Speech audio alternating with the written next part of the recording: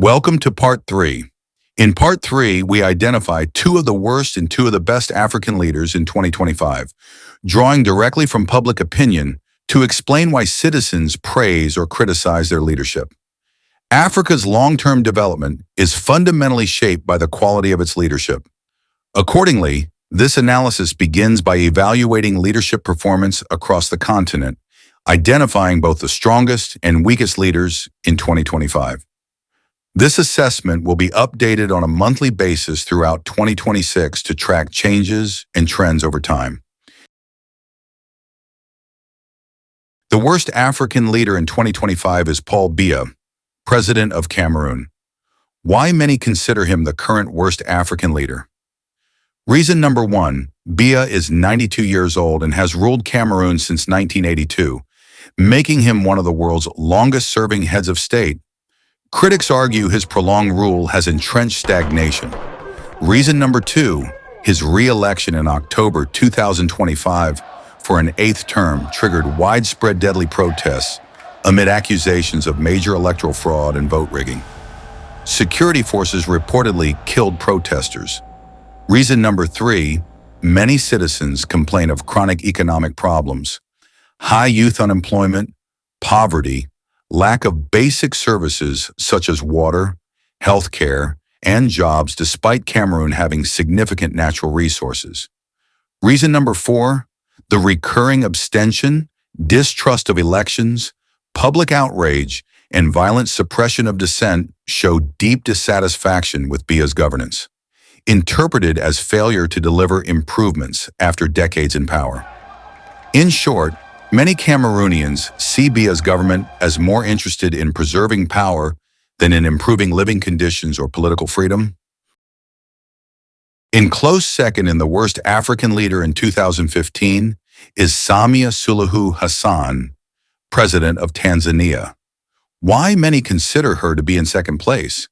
Reason number one, after early hopes for reform when she took over in 2021, recent years have seen increasing authoritarianism. Her government has been accused of repressing opposition, arresting activists, and restricting freedoms. Reason number two, the 2025 general election was widely criticized. Independent observers say the vote was not free or fair, with opposition excluded, internet blackouts, heavy military security deployment, and a landslide result over 97% for Hassan that many saw as implausible. Reason number three, since the election, there are reports and accusations of state brutality, including at least hundreds killed or detained in post-election violence or crackdowns. Reason number four, for many citizens, the promise of reform has collapsed into authoritarian consolidation, leading to disillusionment, anger, mistrust in democratic institutions, and failures to deliver on governance promises. Thus, many Tanzanians view Hassan's administration as underperforming not only economically or socially, but also morally and politically. There are many other failing African leaders, but Paul Biya and Samia Suluhu Hassan are the top two in 2025.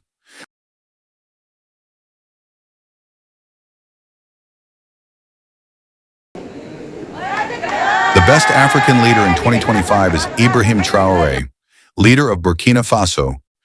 We list the reasons why many in Burkina Faso, and other Africans, especially the youth, view him as a promising, powerful leader.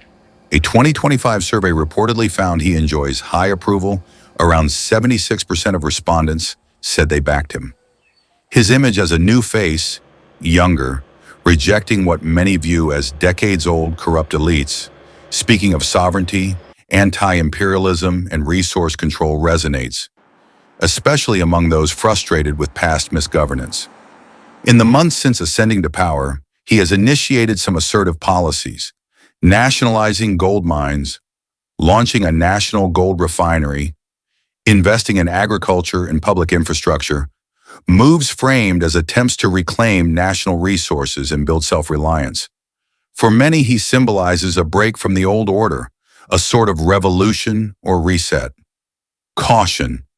Why many analysts and some citizens consider him still underachieving, or risky. His regime came to power via a coup. The return to democracy seems delayed. Some estimates suggest he may remain in power until 2029. While some economic or symbolic moves have been made, mining nationalization, infrastructure promises, security, stability, human rights, institutional legitimacy, and long-term economic transformation remain deeply uncertain. Critics argue real material improvements for most people remain limited. There are risks that early popularity is driven more by idealized hope and sometimes by media/social media campaigns than by sustained performance. In close second is John Dramani Mahama, President of Ghana. We list why many see him as doing well and inspiring hope. Shortly after taking office in early 2025, a national poll found about 62% of Ghanaians believed the country was heading in the right direction. On a regional social media poll of African leaders in 2025, he ranked top as Africa's best president. Many citizens welcomed his election as a reset after economic and political fatigue under his predecessor, hoping for reforms, better governance, and stabilization. Caution: why success remains uncertain, underachieving risks remain. Ghana, like many African countries, faces significant structural economic challenges, debt, global pressures, domestic inequality, so delivering real improvements, jobs, cost of living, services will be difficult even under a well-intentioned leader. The early optimism may fade quickly if reforms lag or global headwinds worsen. Expectations may be quite high, which is a double-edged sword. Unrealistic expectations can lead to disillusionment sooner rather than later. Do you agree? Please share your choice and the reason behind it in the comments.